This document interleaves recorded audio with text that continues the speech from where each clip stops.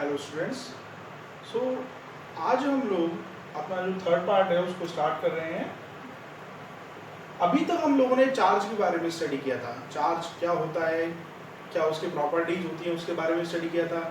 उसके बाद हम लोगों ने मटेरियल्स के बारे में स्टडी किया कि किस टाइप के मटेरियल्स होते हैं, conductor, semiconductor and insulating materials. ठीक है ना।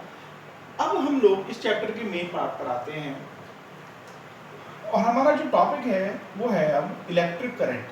ठीक है। अब इलेक्ट्रिक करंट होता क्या है, मैंने बताया था तुम्हें कि दो तरह की करंट होती हैं, एक स्टैटिक करंट और एक इलेक्ट्रिक करंट या स्टैटिक इलेक्ट्रिसिटी, और एक होती है बेटा करंट इलेक्ट्रिसिटी। ठीक है ना। फर्स्ट डे लेक्चर बताया था। इस सेटअप में जो चार्ज होता है वो कैसा रहता है, स्टेबल कंडीशन में रहता है। ऐसी कंडीशन में स्टेबल यानी एक ही बॉडी के अंदर वो रहता है जनरली। ठीक है। बट जब मैं करंट इलेक्ट्रिसिटी के लिए बात करता हूं तो यहां पर जो है वो चार्ज जो है वो कैसी कंडीशन में रहता है बेटा, मोशन वाली कंडीशन में रहता है। तो हम लोग मोस्टली इस टॉपिक को हम लोग स्टडी करेंगे। ठीक है ना। तो अब करंट, जो इलेक्ट्रिक करंट वाला पार्ट है उसके अंदर क्या आइडेंटिफिकेशन है उसको जरा गौर से देखो बेटा। क्या है, it is defined as the ordered motion of electric charge. Ordered motion से मतलब क्या है समझो गौर से। मैंने बताया था तुम्हें बेटा कि ये मान लो तुम्हारे पास में कोई वायर है, ठीक है ना। तो इस वायर में कई सारे इलेक्ट्रॉन्स होंगे, ठीक है ना।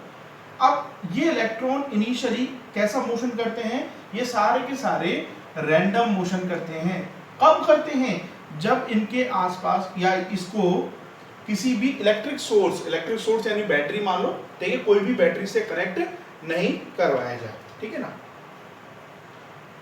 तो रैंडम मोशन, तो रैंडम मोशन इधर भी हो सकता है, इधर भी हो सकता है, इधर भी हो सकता है, इधर भी, कहीं पर भी। रैंडम मोशन का रैंडम मतलब कोई डायरेक्शन फिक्स नहीं होती है। बट इन कैपिटल लेटर्स, गौर से देखो बेटा, अगर मैं इसी वायर को मैं क्या करता हूं, एक बैटरी के साथ कनेक्ट करवा देता हूं। क्या करवा दिया मैंने, एक बैटरी के साथ इसको कनेक्ट करवा दिया। अब कनेक्ट करवा दिया तो हाँ, थोड़ा सा एक तो मैं आइडेंटिफाई मैं दे देता हूं बेटा। इससे पहले एक छोटा सा पॉइंट है, इसको समझ लो बेटा।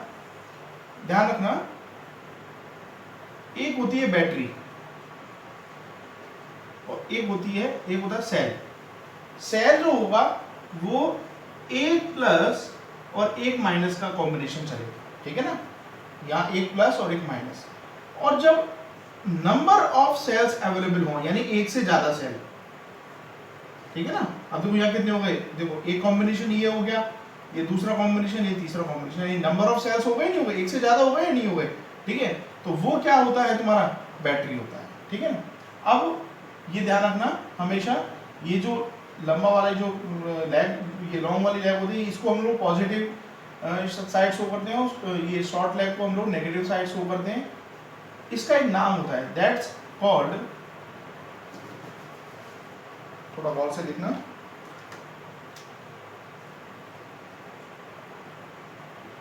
It's called higher potential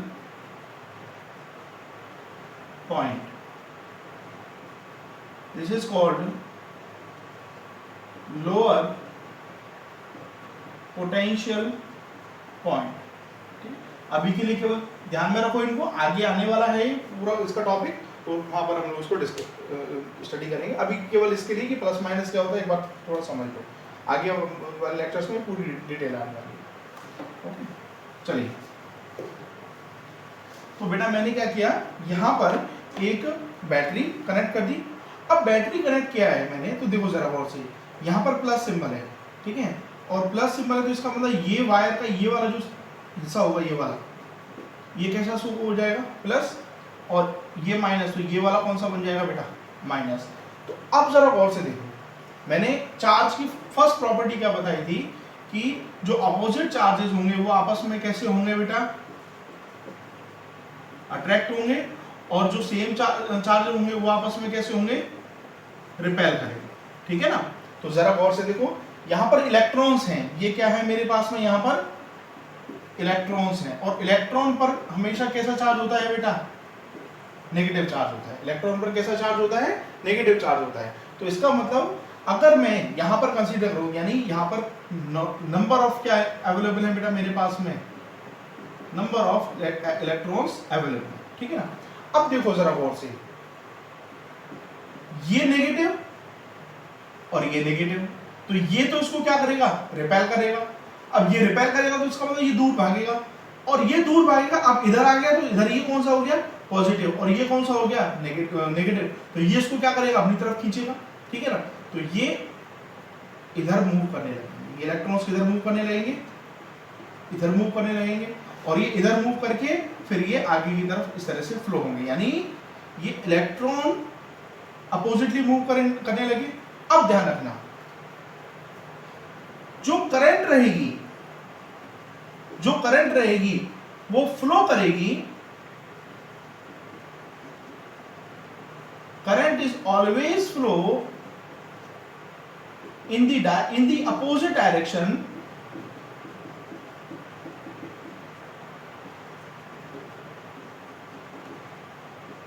to the direction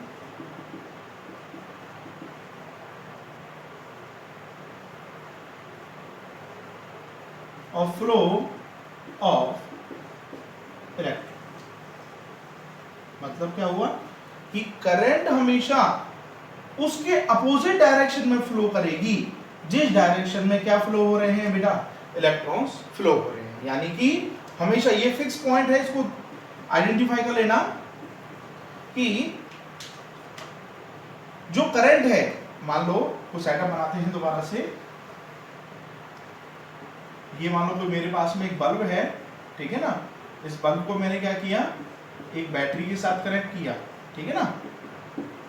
अब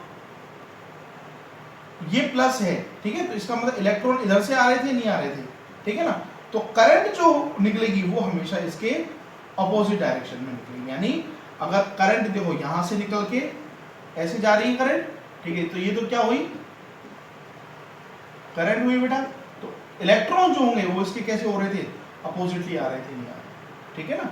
तो इसी सेटअप को हम लोग इलेक्ट्रिक करंट के अंदर आइडेंटिफाई करेंगे। तो जरा स्टार्टिंग से देखते हैं इस पूरे टॉपिक को।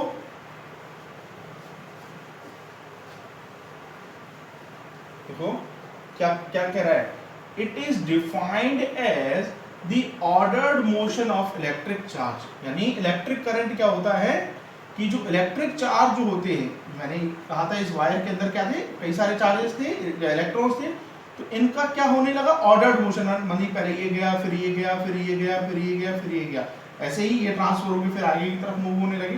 तो इस तरह से ऑर्डर्ड मोशन जब इलेक्ट्रॉन्स का या चार्ज का होने लगता है तो क्या डेवलप होती है बेटा, इलेक्ट्रिक करंट जो है वो डेवलप होती है, ठीक है ना।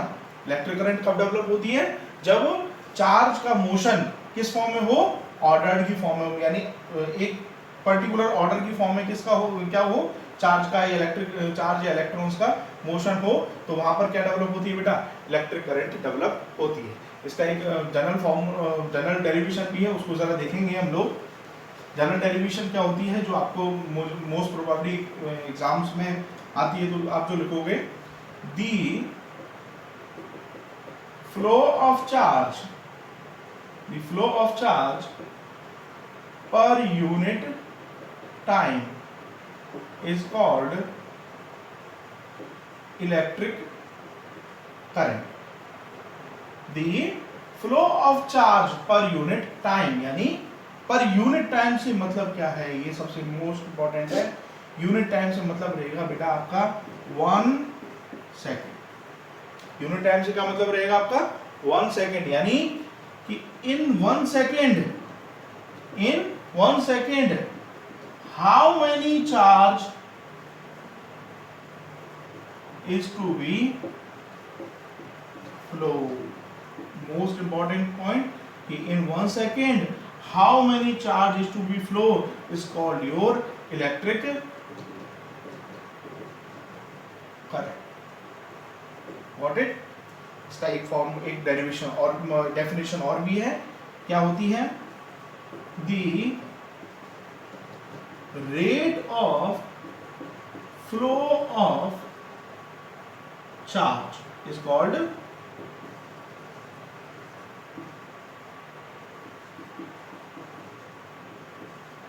Electric current. ठीक है, क्या है?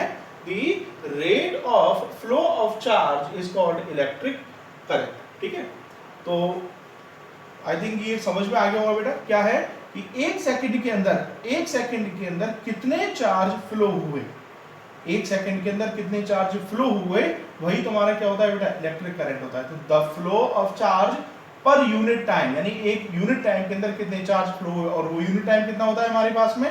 1 सेकंड होता है। ठीक है ना? तो इसका जो फॉर्मूला बनेगा वो क्या बनेगा, देखेंगे जरा। फॉर्मूला बनेगा बेटा हमारे पास में कि I is equal to Q upon T। I is equal to Q upon T, यानी current is equal to charge, flow of charge, या यहां लिख सकते हैं फ्लो ऑफ चार्ज पर यूनिट, या जो टाइम है आपके पास में वो टाइम लिख दो, वो यूनिट के हिसाब से ही निकलेगा जनरली। ठीक है ना? तो कुछ पॉइंट लेते हैं। फॉर एग्जांपल कोई क्वेश्चन है और वो किस तरह से है, देखो जरा कि in an electric circuit,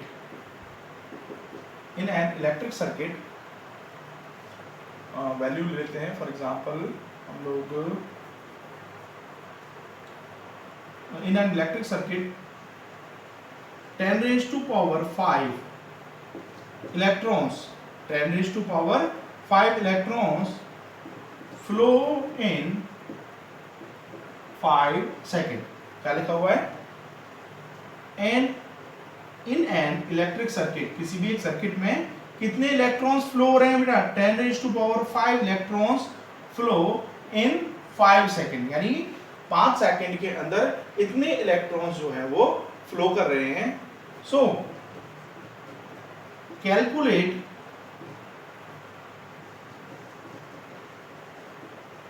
the amount of current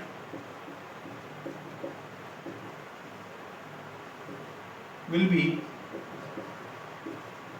developed in circuit, यानी उस सर्किट के अंदर कितना अमाउंट ऑफ करंट जो है वो डेवलप होगा। तो कैसे सॉल्व करेंगे, देखेंगे जरा गौर से। देखो, हमें पता है क्या निकलवा रहा है हमसे? करंट निकलवा रहा है। तो करंट का फॉर्मूला हमें पता है I is equal to Q upon T। Okay, अब देखो क्या क्या चीज अवेलेबल है हमारे पास। तो सबसे पहले जो गिवन कंडीशन है वो लिखो। देखो, एन इलेक्ट्रिक करंट, इतने इलेक्ट्रॉन्स हैं, बट ये चार्ज नहीं है। चार्ज होता तो इसके आगे क्या लगा होता? कूलाम लगा होता, इसका यूनिट लगा होता। ठीक है, बट ये तो क्या है? 10 raised to power 5 इलेक्ट्रॉन्स, यानी नंबर ऑफ इलेक्ट्रॉन्स अवेलेबल हैं ये। तो ये n की वैल्यू तो क्या होगी बेटा? 10 raised to power 5 in 5 second. कितना टाइम में? 5 सेकंड में। ठीक है ना? और निकलवा क्या रहा है वो हमसे? I निकलवा रहा है हमसे। ठीक है, तो अब अगर मुझे I निकालना है तो सबसे पहले मुझे क्या चाहिए? Q चाहिए मुझे, और Q मेरे पास में नहीं है। बट मैं एक फॉर्मूला जानता हूं, किससे? क्वांटाइजेशन। किससे? क्वांटाइजेशन ऑफ चार्ज वाला प्रॉपर्टी था, फोर्थ प्रॉपर्टी। तो वो से क्या था? Q is equal to NE था या नहीं था? ऑब्वियसली बात है, Q इज इक्वल टू क्या था? NE। तो यहां से I का फॉर्मूला क्या बन जाएगा? Q की जगह NE रखेंगे तो NE अपॉन T भी बना या नहीं बना इसका फॉर्मूला। अब देखो, N की वैल्यू है तुम्हारे पास में, E की वैल्यू मैंने सेकंड लेक्चर जब पढ़ा रहा था मैं आपको, तो मैंने फर्स्ट लेक्चर जब पढ़ाया था तो फिक्स वैल्यू बताई थी। चार्ज की जो वैल्यू होती है वो E की वैल्यू जो 1.6 into 10 raised to power -19 coulomb, ये फिक्स वैल्यू है। ठीक है ना? तो अब देखो सारी वैल्यूज मिल गई आप लोगों के पास में।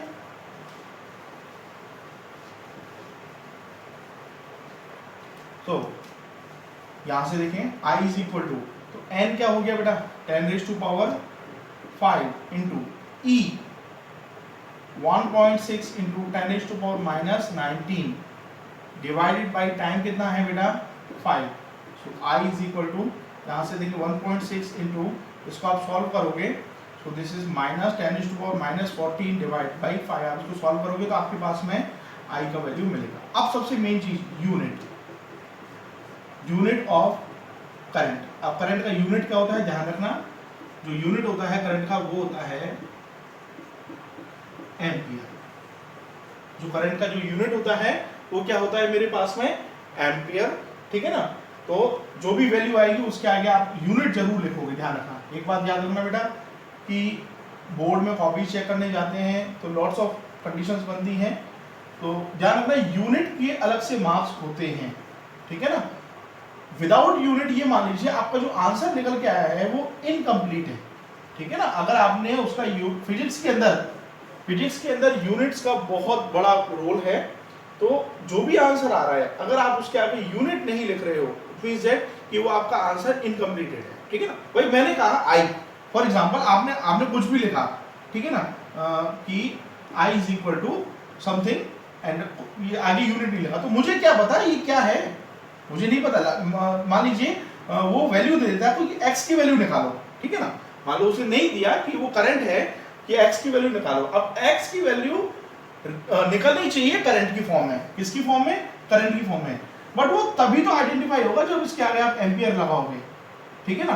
क्यों, एम्पियर किसकी यूनिट है, करंट यूनिट है। अगर आप केवल एक्स की जगह ये वैल्यू रख के आ जाते हो या कोई भी वैल्यू आती है वो वैल्यू रख के आ जाते हो और यूनिट नहीं लगाते हो, इट मींस दैट वो आइडेंटिफाई में नहीं आएगा कि भाई जो एक्स की जो वैल्यू निकली है वो क्या है क्या चीज, वो वैल्यू, वो करंट है, वो चार्ज है, वो टाइम है, क्या है, कोई आइडेंटिफाई नहीं हो पाता है। तो ध्यान रखना कि फिजिक्स के अंदर यूनिट्स का बहुत इंपॉर्टेंट रोल, ठीक है बेटा। सो इसको नोट करो, फिर आगे का ओके बेटा। तो एक और क्वेश्चन देखते हैं हम लोग, देखो क्या कह रहा है question.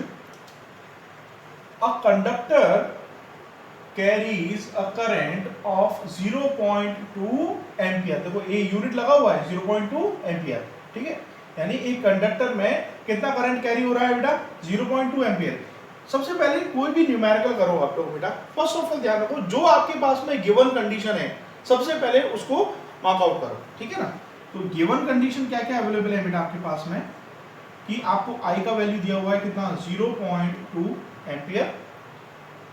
Find the amount of charge that will be passed through the conductor in 30 second. चलो एक टाइम क्या दे दिया, टाइम दे दिया आपको कितना, 30 सेकेंड। निकल हुआ क्या रहा था, find the amount of charge, यानी चार्ज की वैल्यू हमसे कैलकुलेट करवा रहा है हमसे, ठीक है। एक चीज और भी कैलकुलेट करवा रहा है, हाउ मैनी इलेक्ट्रॉन्स, यानी हाउ मैनी इलेक्ट्रॉन्स है, number of electrons will be flow in this time interval, यानी 30 सेकंड के अंदर कितने इलेक्ट्रॉन्स जो है वो फ्लो होंगे। क्वेश्चन समझ में आ गया, सारी वैल्यूज सब हो गई हमारे पास में। फॉर्मूला हमारे पास में जनरल एक ही है कि I इज इक्वल टू क्या होता था बेटा, Q अपॉन T। अब देखो हमें निकालना क्या है, सबसे पहले Q निकालना है हमको, हमें Q निकालना है। तो यहां से अगर क्रॉस मल्टीप्लाई करवा देता हूं मैं, तो ये क्या हो जाएगा, Q is equal to IT Q। अब I कितना है, 0.2 टाइम 30 सेकेंड, टाइम हो गया आपका 30 सेकेंड। तो ये कितना हो गया बेटा, 0.2, ये हो गया 6 कूलम। कितना हो गया बेटा, ये 6 कूलम। तो 6 कूलम चार्ज जो है वो हमारे पास में मिलती। तो first find the amount of charge in will be pass through of the conductor. इसका आंसर कितना आ गया मेरे पास में बेटा, 6 कूलम। अब देखो एक और चीज निकलवा रहे हैं क्या, हाउ मैनी इलेक्ट्रॉन्स, यानी n की वैल्यू निकलवा रहे हैं। अब n की वैल्यू के लिए क्या फॉर्मूला था, q इज इक्वल टू क्या था, ne, ये फॉर्मूला था हमारे पास में, ठीक है ना।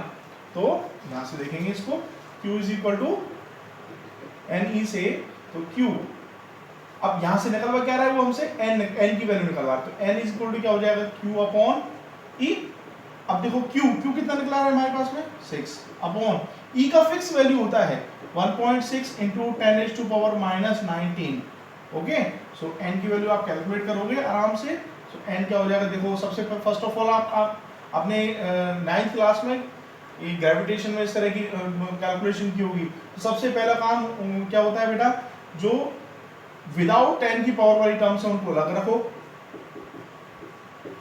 और जनरल 10 की पावर वाली टर्म्स जो है उनको ऐसे रखो, ठीक है ना। अब देखो n, इसको आप इजी गोइंग वे में सॉल्व कर सकते हो 60/16 की फॉर्मेशन में, ठीक है ना, इनटू ये ऊपर जाएगा तो 10 की पावर क्या हो जाएगा बेटा 19। तो आप इसको